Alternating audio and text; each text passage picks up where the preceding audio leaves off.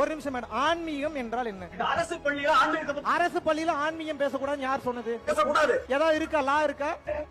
லா எந்த லால இருக்கு? அரசு பள்ளியில் ஆன்மீகம் பேசக்கூடாது எந்த லா இருக்கு? அரசு பள்ளியில் ஆன்மீகம் பேசக்கூடாது எந்த லா இருக்கு? இந்தியன் கான்ஸ்டிடியூஷன் லா சொல்லுதா? ஆமா லா சொல்லுது. சிஇஓக்கு மேல நீங்க பெரிய அறிவு பெற்றவரா?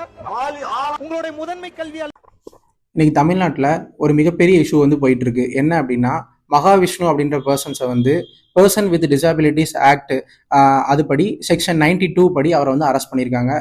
இது பிகைண்ட் என்ன இருக்கு அப்படின்னா, ஒரு ஸ்பிரிச்சுவல் பர்சனை வந்து ஒரு ஸ்கூல் வந்து இன்வைட் பண்றாங்க ஒரு ஈவெண்ட்டுக்கு. அந்த பர்சன் வந்து அவரோட ஸ்பிரிச்சுவல் தாட்டை வந்து ஸ்டூடெண்ட்ஸ்க்கு வந்து கொடுக்குறாரு. அந்த நேரத்துல அந்த டிசேபிள்டு பர்சன் வந்து அவருக்கு அகெயின்ஸ்டா, அந்த வேர்டுக்கு அகெயின்ஸ்டா வந்து அவரோட கருத்தை வந்து முன்வைக்கிறாரு. இது வந்து அதுக்கு வந்து அந்த மகாவிஷ்ணு அப்படின்ற பர்சன் என்ன சொல்றாருன்னா, நீங்க உண்மையிலே வந்து இந்தியன் கான்ஸ்டிடியூஷன்ல வந்து இது எழுதியிருக்கா, ஒரு எஜுகேஷன் இன்ஸ்டிடியூஷன்ஸ்ல வந்து ரிலீஜியஸ் தாட் கொடுக்க கூடாதா அப்படின்னு சொல்லி கேட்கிறாரு. அக்கார்டிங் டு அவர் இந்தியன் கான்ஸ்டிடியூஷன் படி நம்ம பார்த்தோம் அப்படின்னா, எஸ், ஆர்டிகல் 28 படி எந்த ஒரு ரிலீஜியஸ் இன்ஸ்ட்ரக்ஷன்லையும் ஒரு ஸ்டேட் ஃபண்ட் பண்ற ஒரு இன்ஸ்டிடியூஷன்ஸ்ல கொடுக்க கூடாது. அப்போ இதுல சில எக்ஸெப்ஷன்ஸ் வந்து கான்ஸ்டிடியூஷன்ஸ்ல இருக்கு. என்ன எக்ஸெப்ஷன் அப்படின்னா, அந்த ஆர்டிகல் 28 கிளாஸ் 2ல என்ன சொல்லியிருக்காங்க அப்படின்னா, கவர்மெண்ட் வந்து அந்த இன்ஸ்டிடியூஷனை ரன் பண்ணும். பட் அந்த இன்ஸ்டிடியூஷன்ஸ் வந்து உருவான விதம் எப்படி இருக்கும் அப்படின்னா, ஒரு ட்ரஸ்ட் ஆர் என்டோமெண்ட்னால உருவாக்கப்பட்ட ஒரு நிறுவனமா இருக்கும். அந்த இடத்துல வந்து ரிலீஜியஸ் இன்ஸ்ட்ரக்ஷன்ஸ் கொடுக்கலாமா அப்படின்னா கொடுக்கலாம். அதே இது ஆர்டிகல் 28 கிளாஸ் 3ல ஒரு ப்ரொவிஷன்ஸ் இருக்கு. என்ன அப்படின்னா, பார்ஷியலி ஃபண்டட் பை ஸ்டேட், அதாவது கவர்மெண்ட் எய்டட் ஸ்கூல்ஸ்லாம் நம்ம கேள்விப்பட்டிருக்கோம். அந்த மாதிரி கவர்மெண்ட் எய்டட் ஸ்கூல்ஸ்ல வந்து ஒரு ரிலீஜியஸ் இன்ஸ்ட்ரக்ஷன்ஸை இம்பார்ட் பண்ணலாமான்னா பண்ணலாம். பட் அது வந்து ஒரு வாலண்டரி பேசிஸா தான் இருக்கணும். இன்னைக்கு வந்து அந்த இடத்துல ஒரு மைனர் சில்ட்ரன் இருக்காங்கன்னா, அந்த கன்சென்ட் ஆஃப் த பேரண்டோட, அந்த கன்சென்ட்டோட தான் நீங்க வந்து அந்த ரிலீஜியஸ் இன்ஸ்ட்ரக்ஷன்ஸை அந்த மாதிரி பள்ளிகள்ல இம்பார்ட் பண்ணணும். இது வந்து கான்ஸ்டிடியூஷன்ஸ்ல நமக்கு பின்னாடி இருக்கிற ப்ரொவிஷன்ஸ். இது வந்து அவர் கேட்டாரு, அக்கார்டிங் டு இந்தியன் கான்ஸ்டிடியூஷன் படி இந்த மாதிரி ப்ரொவிஷன்ஸ் எல்லாம் கான்ஸ்டிடியூஷன்ல இருக்கான்னு கேட்டாரு. இருக்குது, ஆர்டிகல் 28ல இருக்குது.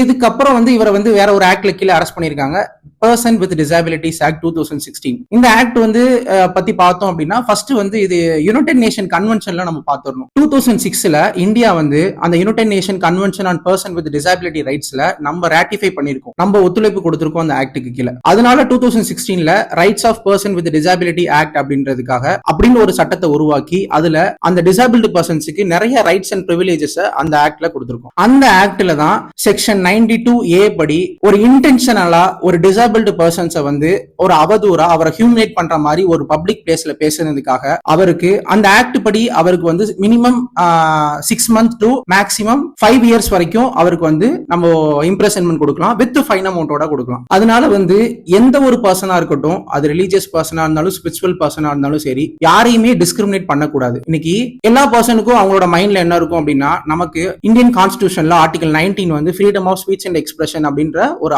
ஆர்டிகல் இருக்குது. அதனால நம்ம என்னனாலும் பேசிடலாம், எந்த இடத்துல யாரை பத்தி வேணா என்ன வேணா கருத்துக்களாலும் கூறிடலாம் அப்படின்ற ஒரு ப்ரொவிஷன்ஸ் வந்து சொல்லியிருக்காங்க. பட் நம்ம இந்தியன் கான்ஸ்டிடியூஷன்ல ஒரு இன்னொரு ப்ரொவிஷன்ஸ் என்ன இருக்கு அப்படின்னா, வித் ரீசனபிள் ரெஸ்ட்ரிக்ஷன் இருக்கு. இன்னைக்கு ஃபண்டமெண்டல் ரைட் அப்படின்ற ஒரு ப்ரொவிஷன் வித் ரீசனபிள் ரெஸ்ட்ரிக்ஷன்ஸ். எல்லா இடத்துலயும் நீங்க எல்லாமே பேசிடக்கூடாது. அதனால எந்த ஒரு பர்சனும் எங்க பேசும் போதும் எந்த ஒரு பர்சனையும் ஹர்ட் பண்ணாம பேசிட்டு அவங்களோட பேச்சை வந்து முடிக்கிறது வந்து ஒரு பெஸ்டான ஸ்பீச்சா இருக்கும் அப்படின்றது எங்களோட கருத்து. இன்னைக்கு தமிழ்நாட்டில் மட்டும் இல்ல, மற்ற ஸ்டேட்ஸ்லயும் இந்த மாதிரி ரிலீஜியஸ் இன்ஸ்ட்ரக்ஷன்ஸை வந்து எஜுகேஷன்ஸ்ல இம்பார்ட் பண்றாங்க. ஃபார் எக்ஸாம்பிள் வந்து ஹரியானா ஸ்டேட் வந்து டிசைட் பண்ணிருக்காங்க என்ன அப்படின்னா, பகவத்கீதையை வந்து அவங்களோட ஸ்கூல் கரிக்குலத்துல வந்து இன்ட்ரோ பண்றாங்க. அதே மாதிரி மத்திய பிரதேஷ் என்ன பண்றாங்க அப்படின்னா, பிலாசபி ஆஃப் ராம் சரித் மனாஸ் அப்படின்ற ஒரு BA ஆப்ஷனல் சப்ஜெக்ட அந்த காலேஜ் ஸ்டூடெண்ட்ஸுக்கு வந்து இம்பார்ட் பண்றாங்க. இதுக்கு அந்த கவர்மெண்ட் வைக்கிற கிளைம் என்ன அப்படின்னா, நாங்க வந்து ரிலீஜியஸ் இன்ஸ்டிடியூஷன்ஸ்ல நாங்க எஜுகேஷனை இம்பார்ட் பண்ணல, நாங்க எஜுகேஷனுக்குள்ளேயே அந்த மாரல் வேல்யூ பேஸ்ட் எஜுகேஷனை நாங்க கொடுக்குறோம்.